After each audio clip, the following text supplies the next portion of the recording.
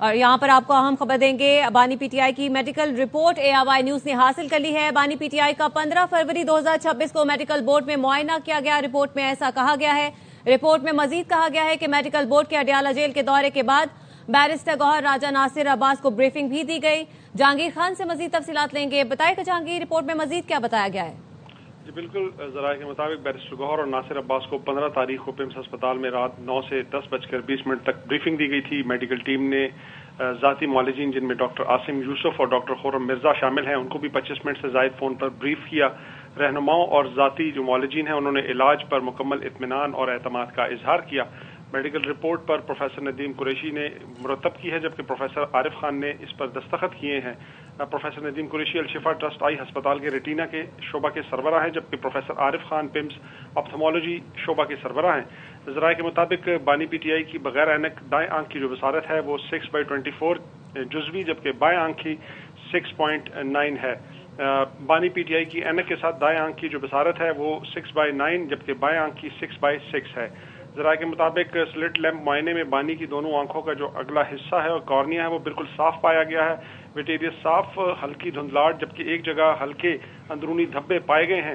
دائیں آنکھ میں ڈسک سرخ، جبکہ خون کی نالیاں پھیلی ہوئی 4 سے 5 کاٹن وول سپاٹس بھی پائے گئے تھے۔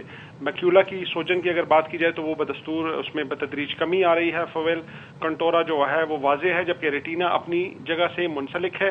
اسی طرح رپورٹ کے مطابق دائیں آنکھ کی جو OCT نتائج ہیں اس میں میکیولا کی سوجن میں کمی ریکارڈ کی گئی ہے۔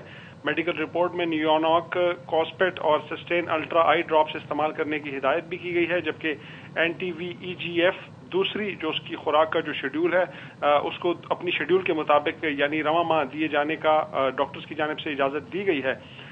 رپورٹ میں مزید بتایا گیا ہے کہ متاثرہ آنکھ کی جو بینائی ہے وہ 6/36 سے بہتر ہو کر 6.9 جزوی ہو گئی ہے، جو مکمل تسلی بخش ہے۔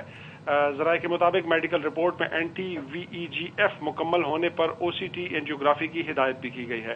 تو مجموعی طور پر اس رپورٹ میں بانی پی ٹی آئی کی جو دائیں آنکھ کا جو پروسیجر کیا گیا تھا اس پر بھی مکمل اطمینان کا اظہار کیا گیا ہے، اور اس پروسیجر کے بعد جو دائیں آنکھ کی جو بینائی اور بصارت ہے اس کے تیزی سے بہتر ہونے پر بھی مکمل اطمینان کا اظہار کیا گیا ہے۔ جی ٹھیک ہے، یہ رپورٹ ARY نیوز نے حاصل کی ہے۔ بانی پی ٹی آئی کا 15 فروری 2026 کو میڈیکل بورڈ میں معائنہ کیا گیا تھا، اور رپورٹ پر جو پارٹی کے ارکان ہیں ان کی جانب سے اطمینان کا اظہار کیا گیا تھا۔ میڈیکل ٹیم نے ذاتی معالجین ڈاکٹر عاصم یوسف اور ڈاکٹر خرم مرزا کو 25 منٹ سے زائد فون پر بریفنگ دی۔ رہنماؤں اور ذاتی معالجین نے علاج پر مکمل اطمینان اور اعتماد کا اظہار کیا۔ رپورٹ میں یہ بھی کہا گیا ہے medical report professor Nadeem Qureshi نے مرتب کی، پروفیسر عارف خان نے بھی اس پر دستخط کیے۔ پروفیسر ندیم قریشی الشفا ٹرسٹ اسپتال کے ریٹینا کے سربراہ بھی ہیں۔